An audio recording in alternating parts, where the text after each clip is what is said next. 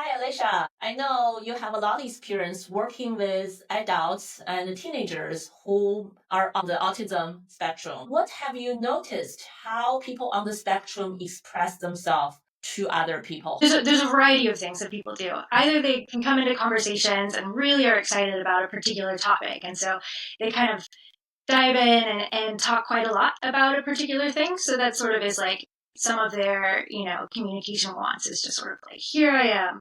Other times, they're more observant and are wanting to be invited into different conversations. Or there's just like a lot of anxiety around being in social situations because of past difficulties they've had navigating, how to interact with people.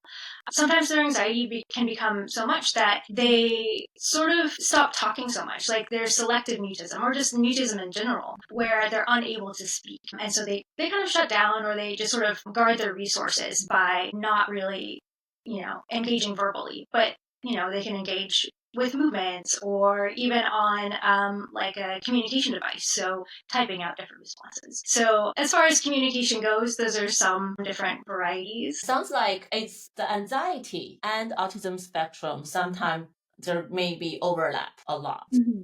Yeah, I think that people on the autism spectrum do experience quite a lot of anxiety, I think because of their nervous system differences. They really take in a lot of information. Their sensory systems are just constantly processing. And similar to people with anxiety, you're really hypervigilant. You kind of take in a lot of information. So there is a lot of overlap between, what autistic people experience as far as anxiety wise, and just also what neurotypical people or people who are neurodivergent and also have anxiety experience as well. There's just a lot of sensory input, a lot of maybe like constriction, a lot of, movement going on in their mind and body that's really difficult to manage. Yeah, definitely. So they have their own unique challenge. And at the same time, anxiety, depression, mood disorder can be in the picture as well. So I know you are specialized in expressive art therapy, and on top of other type of psychotherapy method. So do you find this kind of therapy really helpful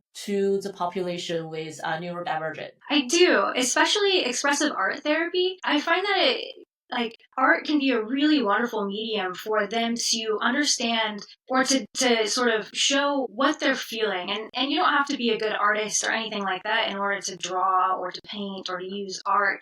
It's like if you can make a line on a paper and just sort of manipulate the material somehow, then that is a good way for you to be able to express what you're feeling. Sometimes people on the spectrum or even people with trauma have a really hard time verbalizing what is going on or what has happened or what they're wanting to express. Using art or movement or anything like that can really help to show, what am I feeling? What do I hope to connect with you on? What do I want you to understand about me? Or what do I want to understand about myself? So I really love using art with anyone really, and especially with autistic people. A lot of times autistic people are really creative too. It can go hand in hand. So yeah. Yeah, I hear a lot of beautiful things. I hear you are really good at pulling the strengths out of a client. Sometimes they may not even realize they are creative. They have this need and they're capable of expressing themselves just because they have difficulties to express it in a way that other people expect them to, right? Does not mean they cannot. They may have a very rich, colorful inner world. They just need to find some way to get it out. It sounds like your approach can really help them bring that part out of themselves and let it shine.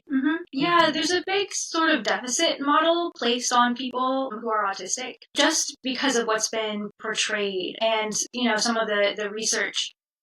It's a little limited, I guess, or just is lacking in the rich experience of people who are autistic. A view that really doesn't serve autistic people, they can internalize that, and therefore they don't really recognize their strengths. What they're seeing is what other people are seeing, and that really hurts them, because then they're navigating this world in this view of like, I'm not good enough, or I need to be something other than myself. So they don't get to experience just the beautiful parts of themselves, a really cool part of themselves that is based in this awesome neurology that they have. Yeah, I love that. As therapists, we always want to empower the clients, and sounds like you are really good at empowering your clients and really help them realize the strengths living there already that they may not be aware of.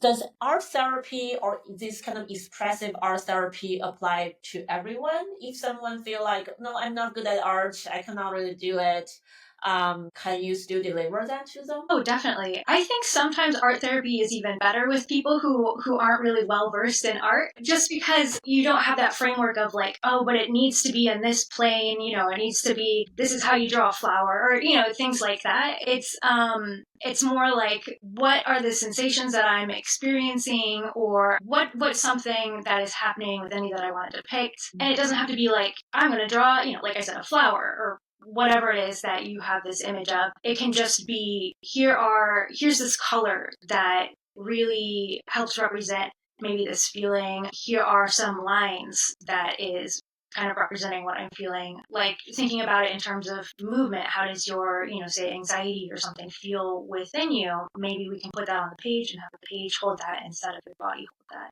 And then from there, you can sort of find maybe patterns in that, or you could find different meanings in what you have on the paper, or what is this sort of, what does this edge of the paper mean? Why did I put this particular line here? Things like that. It can be pretty abstract, but also it can be made concrete too, and you don't have to be an artist. Yeah, I like that. Feels like you don't have to be perfect. Yes. You don't have to create an art piece or draw something in such a beautiful, nice way, right? Mm-hmm. Again, I feel like sounds like in therapy with you, clients don't have to feel the pressure that they have to do things, say things in a certain way that how others may judge them, may evaluate. They can just be freely, just be themselves, do whatever, express themselves whatever way they want. Sounds like it's such a nice way to lower the pressure on the client. Yeah. Yeah, and sometimes it's really, really hard for people to do that too. Say that people have some perfectionism sort of tendencies, and that's something that they're really wanting to work on in therapy. With art, you can really help yourself to experience something that's outside of that perfectionism. Like, especially if you use paints or something that's more fluid, you don't have control over that. So allowing yourself not to have control with these mediums can help you to, in a safe environment, can help you to work through that feeling of perfectionism or that sort of mindset. Yeah. Sounds like it's such a good way also to work through perfectionism and anxiety. And I know you combine with other evidence-based treatment. We always talk about CBT, but for me, as someone, I don't know art very well, so I don't really incorporate art therapy that much. So I just talk. But I can imagine CBT combining some art expression going to be so powerful for some people. Absolutely. Yeah. And also different modalities too, like ACT, acceptance and commitment therapy. Thought diffusion comes to mind in acceptance and commitment therapy, sort of helping yourself to diffuse your thoughts on paper, or to like let go of your thoughts kind of on paper. That's something that I use all these different integrative methods, help people to really learn and experience how to accept the imperfection and how to accept myself as a whole, how to tolerate certain things I normally don't want to tolerate, how to accept things I normally don't want to accept. And it sounds like it combines some experiential practice into the clinical work. Yeah, that's something. I really enjoy having people work through things in session, and that's one way that helps them do that. Yeah, that's wonderful. I can already imagine for people who are so busy, they don't have time to leave the session and think about it. Sometimes we give them exercise, they come back, say, oh, sorry, I did not do it. Right. And help them and guide them, and to work through something together in the session can be so powerful. That's wonderful. Yeah, thank you. Do you notice any population, any certain clinical presentations, the expressive art therapy, like your approach in general, can work the best? I really think it depends on the client, like what they are really available to work on at the moment. Sometimes it is too difficult to get into certain emotions, see that there's different things in your life that are going on, and it's like, oh, I can't really work through this right now. So maybe expressive art therapy might not be used during that session, just because it won't be the most beneficial. I think I really like using a psychodynamic approach with most people and kind of really thinking about the different parts of who they are and different like unconscious parts too, things that have been created more in childhood and how that shapes their view of their world now. So I like using that approach as well, or maybe motivational interviewing. Say that there's something going on where you don't have the confidence or the self-esteem to be able to envision yourself doing it in the near future. I like to use motivational interviewing to be able to help people to visualize, oh, actually, I am able to make small goals in order to achieve this particular thing. Yeah. And I think it's just depending on what the client wants to work on, what their goals are, what they're capable of like managing in that moment. And, the rapport is also something that factors into that too. What are they comfortable with? Yeah, right. And sounds like your approach is really client-centered, where they are, what they are ready for, what they are here for, what they want to get out of the session, and you use all your knowledge, combine different treatment modalities, and put them together to really tailor the treatment for them. Yeah, I try to do that. That's the goal. That's the hope. So under the expressive arts therapy umbrella is dance movement therapy. So my main focus when I was getting my master's was in dance movement therapy. So I do take more of a somatic approach. So really thinking about how you're experiencing your life and your body, where different things are stored, and how we can help you to notice these sensations, kind of figure them out, sort of like translate the different sensations, and maybe how to move them to a different spot that might be a little bit more helpful for you, or maybe just to externalize them, move them out of you, say that you're stuck and you're feeling this in your body, you're feeling this stuckness. A lot of times I hear people saying that there's this wall or like a feeling of like a lot of different threads or, movement. A lot of times it's in the brain. Just it's the feeling is like right in here.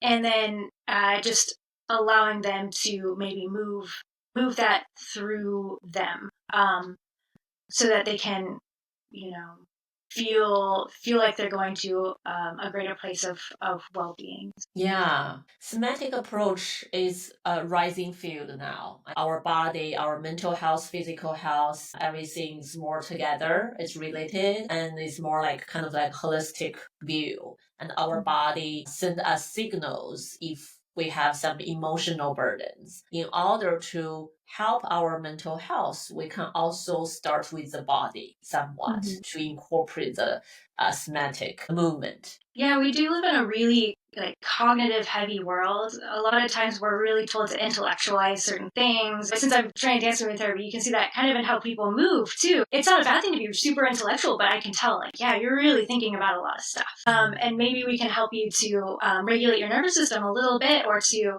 get more in touch with yourself by helping you to use your full self instead of only your brain. We can help to integrate you back into your body. Yeah. Wow, that's wonderful.